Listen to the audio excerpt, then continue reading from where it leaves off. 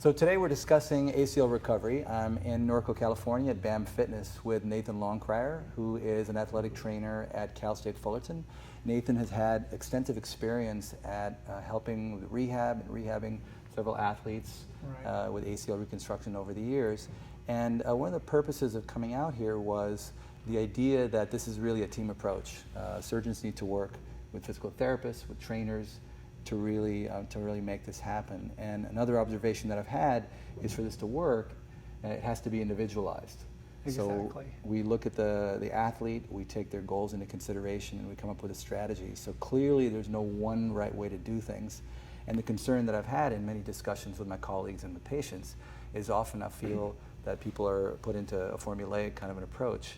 And one of the things I was hoping to achieve with this discussion is to really show that there are many ways to really organize this, and that having some type of an overarching strategy where the therapist or the trainer is modifying as you go, which is not only the what, the exercises that are being done, but the when and the how much, and then modifying it as you go in order to gradually achieve the strategy. So let's dive in. Nathan, tell me, what is your overall strategy when it comes to a patient who has had an ACL reconstruction and is now coming to you? Well, that's kind of a difficult question. It depends on when I get them. If I get them and now they're 7-8 days post-op, versus out here at BAM, a lot of the athletes I get are now 2, 3, 4 months post-op. They've already done therapy, so they're really going into phase 2 of the rehab.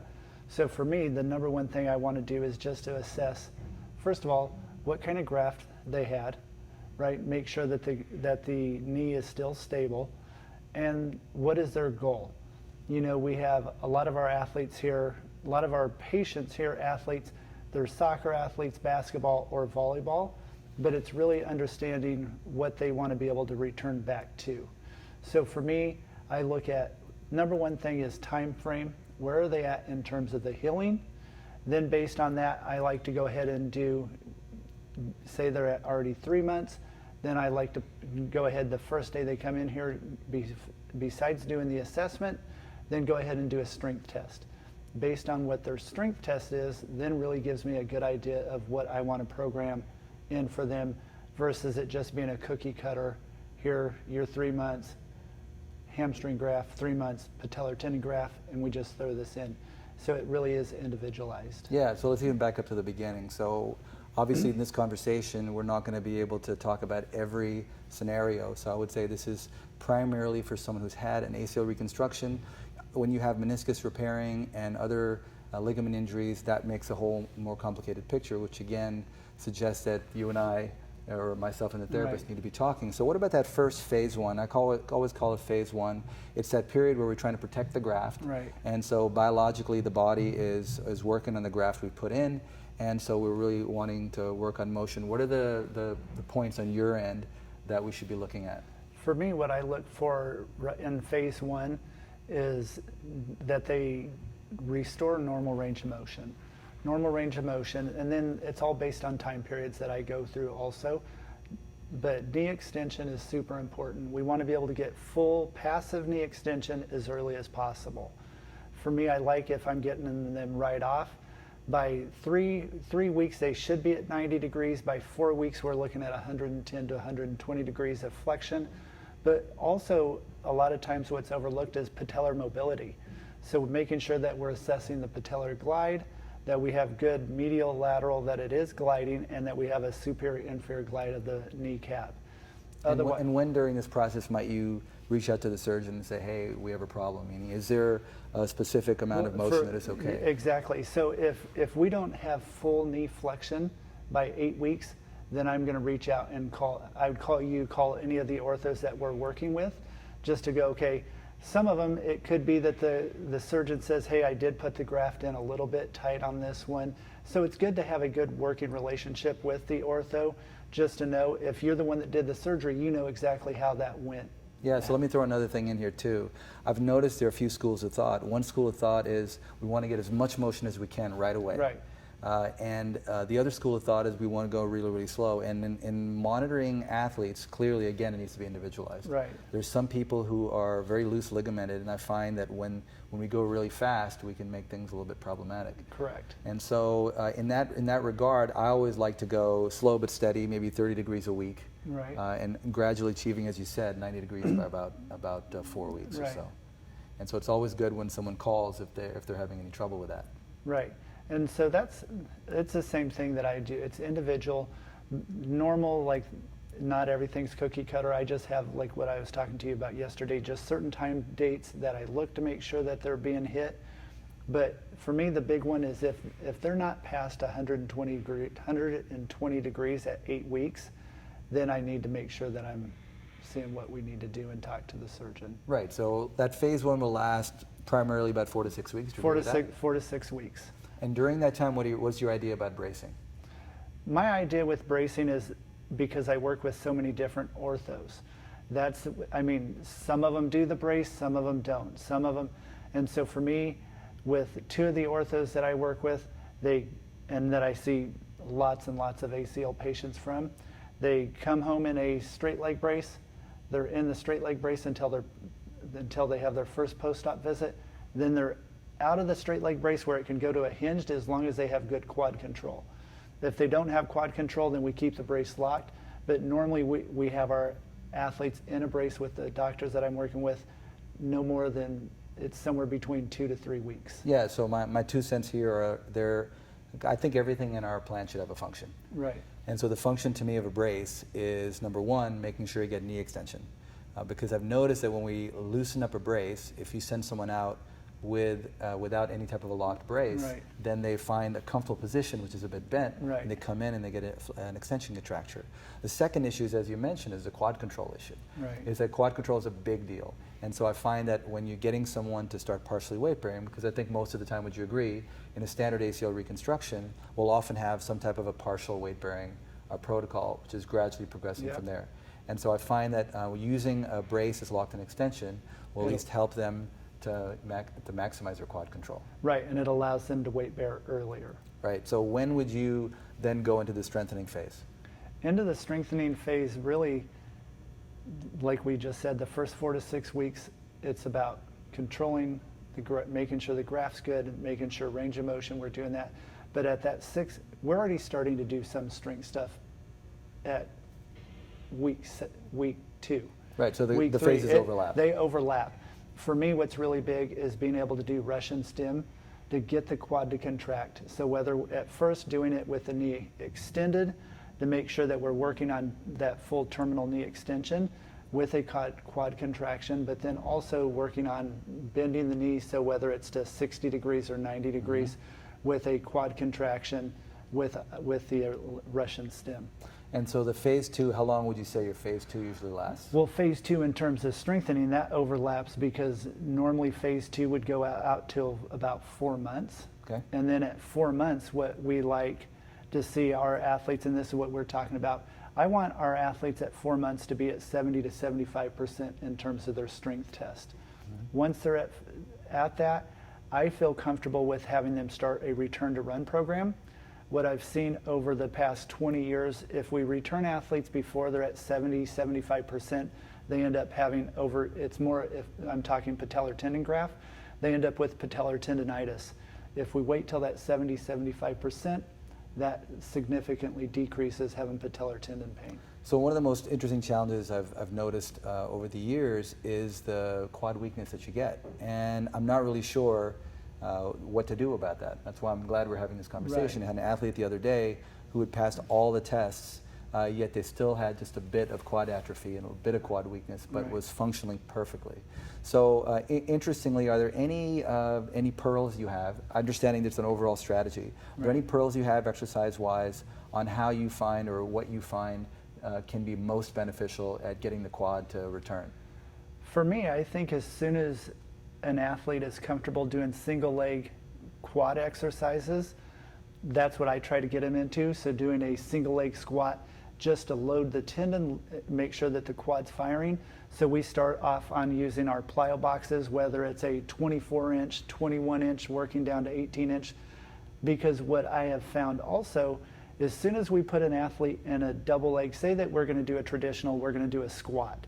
As soon as we do a squat, say their involved legs, their right leg, I always say their big brother takes over the left side. Right. So, and then we see the right quad's trying to catch up, and then all of a sudden the left skyrockets up. So if we can, anyone that's out there and that's listening, if they can manage and handle a single leg exercise for the quad, I think it's essential. And when might you begin that?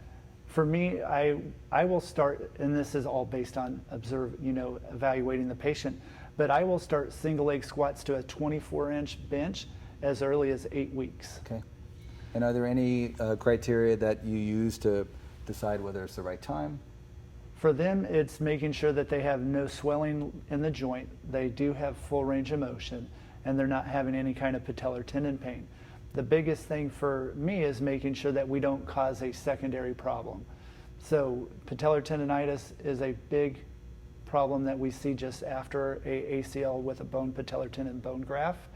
And so for me, as long as the patient is able to handle the exercises we've already been doing, so we're leaving out some, like we do straight leg raises, it goes way back forever. Some people say it's not worth it. For me, I think it's still essential. It's with the knee straight, doing a straight leg raise. We start with 1 pound with the goal to get to 10 pounds. Once they've achieved that 8 to 9, 10 pounds, they're pretty good with loading the tendon. And so that's one of the criteria that I look at with the straight leg raise. Excellent. We may have you demonstrate a few of these exercises a little later. So one of the concerns that we have with the strength really is there's so many criteria as far as when to progress. You mentioned the 70% range. Right. And I think the data is unclear as well too. We sometimes will use 80, 85% right. as the reason to progress. And I would say the way I structure the phase 2 is we discuss with patients and we try to have each phase be in conjunction with what is happening inside the knee itself. And so with the phase 2, we know at that point in time the body's repopulating the ligament graft, and so by loading the graft in a way that will allow it to speed up the healing, that will enhance the recovery. So how do you determine whether someone is ready to begin the running phase? So the phase 3 would be beginning the return to sport phase. So with the return to run, like I just mentioned, for me is that they've reached their 10 pounds on their leg lifts, they have full range of motion, and that they are at 70 to 75%. That's return to run. Right. And for returning to run, I never have athletes think about mileage. I always look at time. And so I start them on a walking program, then I go from walking flat to walking incline, then to running. And then with the running, I'll have them walk 3 to 4 minutes, then I will have them just start with a 1 minute jog. It might be at 6 miles an hour, 6.5, but it's really looking at the biomechanics that they're not altering the way they're running. And what we see when we put them on a treadmill, a lot of times when we start someone running too soon and they don't have the quad strength, they have limited shock absorption on that side, meaning that when they hit, their knee's already locked out and it's driving through the treadmill, driving through the ground, versus having a little bit of knee flexion as you heel strike or as you form. Yeah, the form really matters. Right. So you work with them very carefully to make sure that form Correct. is there, probably in a slow motion kind of a way. Right. Yeah. So so the other thing is when you're progressing to phase 3. So I want to throw this out there too. The current idea is that you look at strength and then you look at time after surgery. In fact, a lot of surgeons and patients will look at time alone and sometimes don't even look at strength. So I love the fact that you're looking at strength and some of those functional parameters. The other thing I would consider suggesting is the idea of trying to gauge healing. So I like the idea of time, function, and healing. Can we gauge healing? Well, there's no ideal way to gauge healing.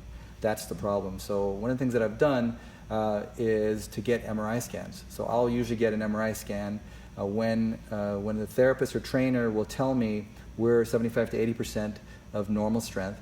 And at least for me, I like a single leg test. You have any thoughts on that, having a single leg squat test? For return to run? For beginning the phase 3.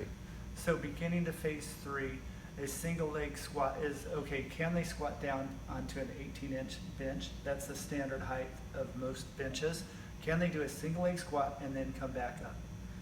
But also what we really look at in here is the biomechanics, making sure the thing with any single leg squat test, you can't take out the glute and the hamstrings.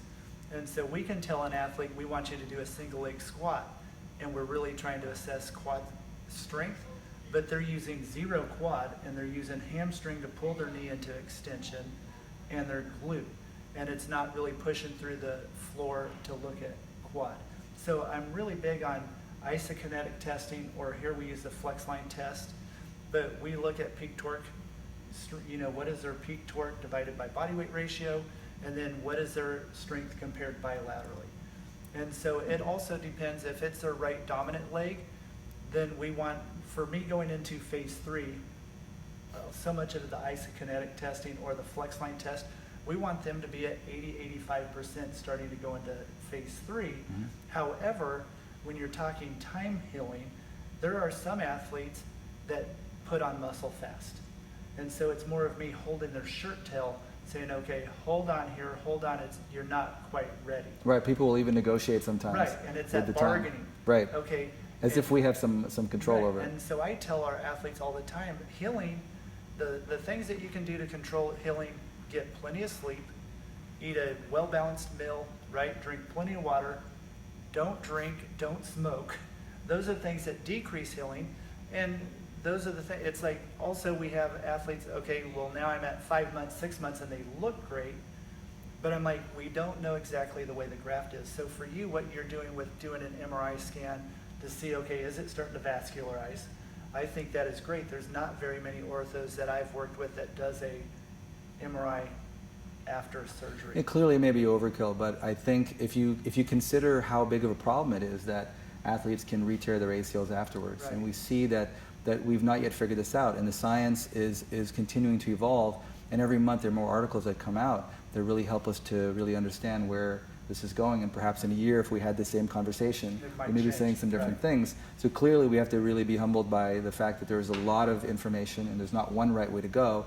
We need to keep talking about it. So the phase 3 then, what would be the earliest, understanding this is not a formulaic approach, right. What would be the earliest that you might consider starting a phase 3?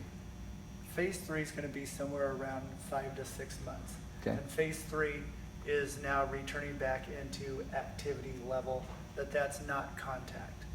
And so for me, returning someone back, I want to try to control as many variables as possible. And sorry, I want to just interrupt. So I want to just clarify.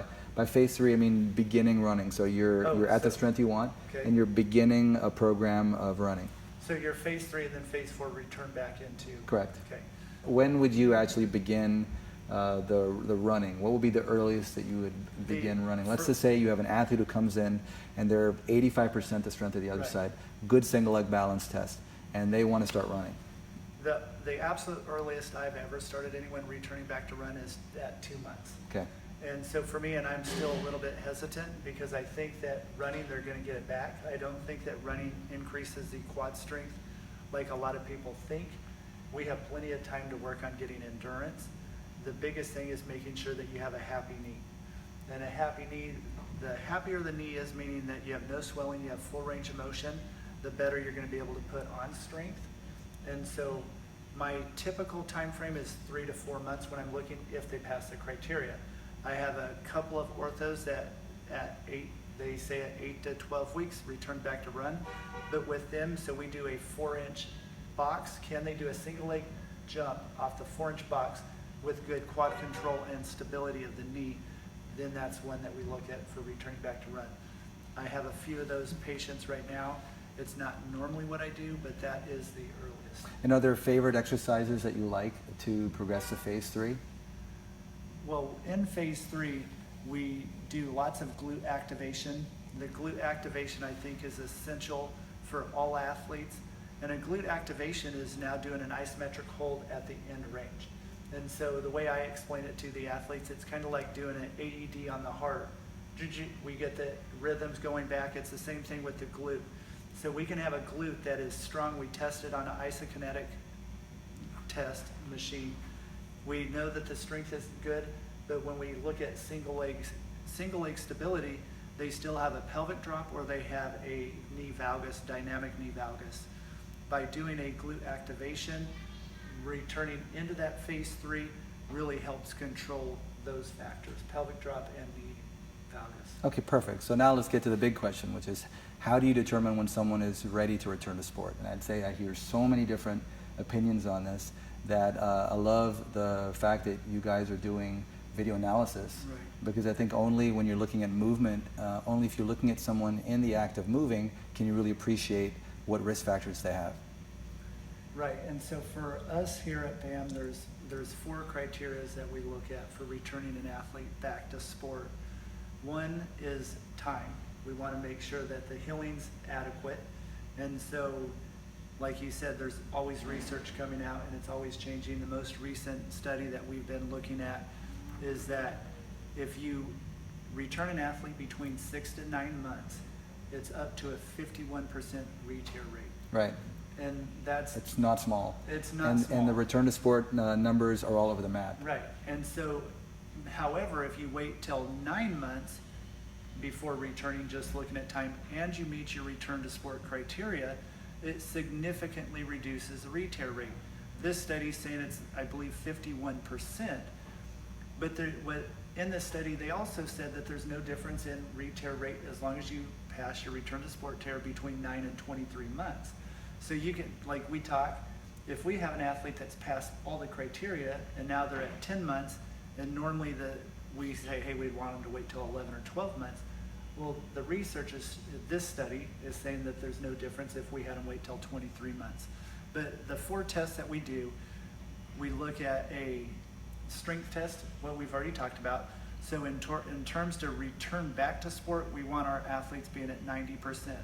If it's their involved leg, I would rather see it at 95% because normally that's 5% increase on strength on their dominant leg. If we're looking at soccer and they're a right leg kicking athlete, their right leg is already stronger. So we use a isokinetic test or the flex line test. The second one we look at is a functional hop test. It was Wilks functional hop test. We do a single leg hop for distance. We do a triple hop for distance, bilaterally comparing. And then the third one that we do is a subjective readiness test or a psychological readiness test to see, is the athlete meeting the same psychological criteria as they are their physical criteria? Because we know as much as an ACL is physical, it's a mental, emotional, psychological toll on an athlete. And then the fourth thing that we do here is the movement performance analysis. And I think that's the big difference of what we're doing here that really separates what we're doing from other people. There's very few physical therapists, athletic trainers that are using high-speed cameras to look at what the biomechanics are.